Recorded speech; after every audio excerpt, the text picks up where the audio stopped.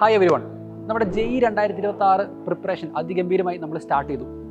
ഈ ആദ്യത്തെ മാസങ്ങളിൽ നമ്മൾ ഏറ്റവും കൂടുതൽ ഫോക്കസ് ചെയ്യേണ്ട ടോപ്പിക്കുകൾ ഏതൊക്കെയാണ്?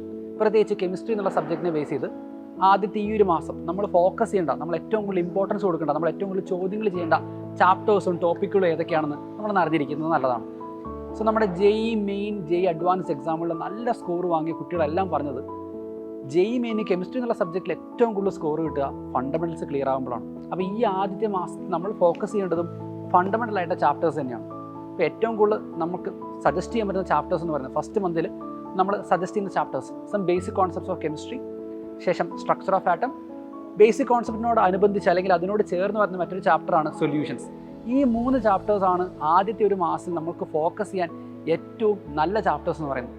സൈലത്തിലെ കുട്ടികളെ സംബന്ധിച്ച് അത് ഓൺലൈൻ ആയിട്ടുള്ള ധീര ബാച്ച് ആയിക്കോട്ടെ, ഓഫ്ലൈൻ ആയിട്ടുള്ള വീര ബാച്ച് ആയിക്കോട്ടെ, നമ്മൾ ഈ ചാപ്റ്റേഴ്സ് തന്നെയാണ് ഈ ആദ്യത്തെ മാസത്തിൽ നമ്മൾ ഷെഡ്യൂൾ ചെയ്തിരിക്കുന്നത്.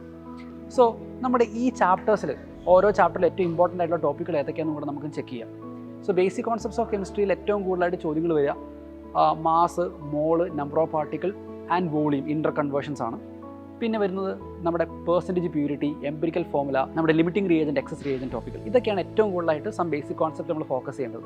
ഇനി സ്ട്രക്ചർ ഓഫ് ആറ്റത്തിലേക്ക് വരുമ്പോഴത്തേക്ക് നമ്മൾ കൂടുതൽ ഫോക്കസ് ചെയ്യേണ്ട ടോപ്പിക്കൽ എന്ന് പറയുന്നത് ക്വാണ്ടം മെക്കാനിക്കൽ മോഡലാണ് ഏറ്റവും കൂടുതൽ ചോദ്യങ്ങൾ വരിക. അത് ബാക്കിയുള്ള ചാപ്റ്റേഴ്സായിട്ട് കണക്റ്റഡുമാണ്.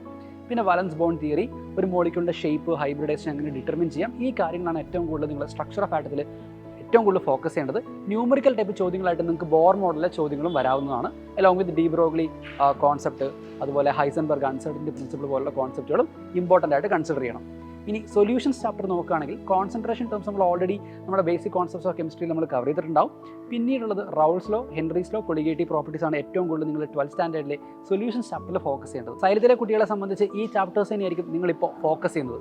ആദ്യത്തെ ഈ ഒരു മാസം ഫണ്ടമെൻ്റൽ ആയിട്ടുള്ള ഈ ചാപ്റ്റേഴ്സ് തന്നെ ഫോക്കസ് ചെയ്യാമെന്നാണ് നമ്മുടെ പ്രിപ്പറേഷന് ഏറ്റവും നല്ല ഉചിതമായ തീരുമാനം എന്ന് പറയുന്നത്. നിങ്ങളുടെ പ്രിപ്പറേഷൻ ഇതുവരെ നിങ്ങൾ സ്റ്റാർട്ട് ചെയ്തിട്ടില്ല എങ്കിൽ നിങ്ങൾക്ക് സ്ക്രീനിൽ കാണുന്ന നമ്പറിൽ കോൺടാക്ട് ചെയ്യാം. ഓൺലൈനായിട്ടോ ഓഫ്ലൈനായിട്ടോ സൈലത്തിൻ്റെ കോഴ്സുകൾ നിങ്ങൾക്ക് തിരഞ്ഞെടുക്കാവുന്നതാണ്. ഈ ഒരു ആദ്യത്തെ മാസത്തിൽ നിങ്ങൾ കെമിസ്ട്രിയിലെ ഏറ്റവും ഫണ്ടമെൻ്റൽ ആയിട്ട് ടോപ്പിക്കുകൾ ഉഷാറായിട്ട് പ്രിപ്പയർ ചെയ്യുക. JEE 2026 നമുക്ക് ക്രാക്ക് ചെയ്യണം. All the very best.